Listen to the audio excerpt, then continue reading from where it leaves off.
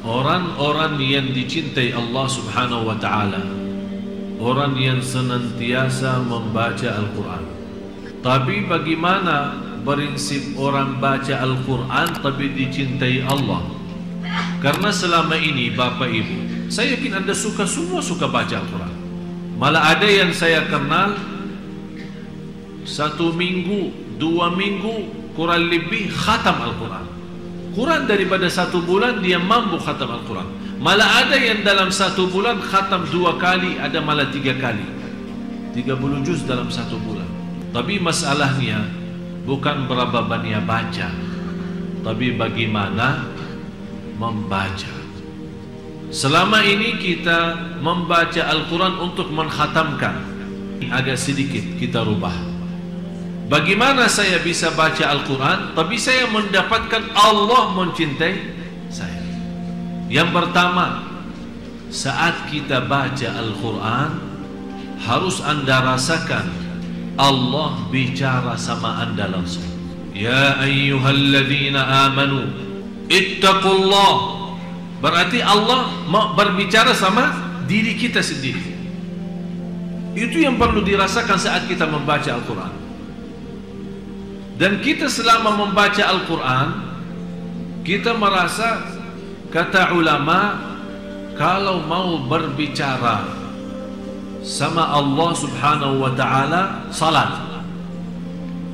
Tapi kalau Anda mau mendengar Allah berbicara, baca Quran. Kalau Anda mau mendengar Allah yang berbicara, baca. Karena ini Al-Quran kalam Allah, kalam Allah langsung, yang Allah sampaikan langsung. Kalam Allah itu disampaikan kepada malaikat Jibril kepada Nabi Muhammad SAW, Nabi Muhammad kepada sahabatnya, dan seterusnya sampai kepada kita. Jadi yang ingin berbicara sama Allah, salat, hadap Allah, bicara, silahkan. Tapi yang ingin mendengar Allah yang berbicara, baca Al-Quran. Jadi saat Anda baca Al-Quran, Anda rasakan mendengar kalam Allah. Yang kedua, saat kita mendengar sendiri bacaan kita, rasakan Allah yang lagi menyampaikan bacaan itu lewat telinga kita. Karena telinga itu salah satu makhluk Allah. Ada seorang punya telinga tapi tidak bisa mendengar. Ada orang punya mata tapi tidak bisa melihat.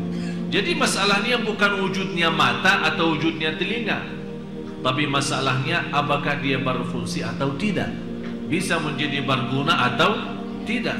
Bagaimana kita bisa mengaktifkan segala tubuh badan kita saat membaca? Begitu caranya. Yang pertama, Anda baca karena Allah lagi berbicara. Yang kedua, Anda membaca Al-Quran, semua berbicara itu yang dimaksud adalah diri kita. Yang ketiga, itu yang terindah dalam bacaan Al-Quran, setiap kita baca ada rasa saya tidak mau berhenti, karena saya lagi nikmati dan merindukan mendengar kalam Allah, mendengar bicaraan Allah sama saya. Jadi begitu Anda baca, jangan Anda punya bayangan dan pikiran kapan mau selesai. Malah justru yang Anda harus rasakan, saya tidak mau selesai, saya mau terus lazat, saya mau nikmat, karena Allah lagi bicara sama saya. Sudah faham 3 poin ini?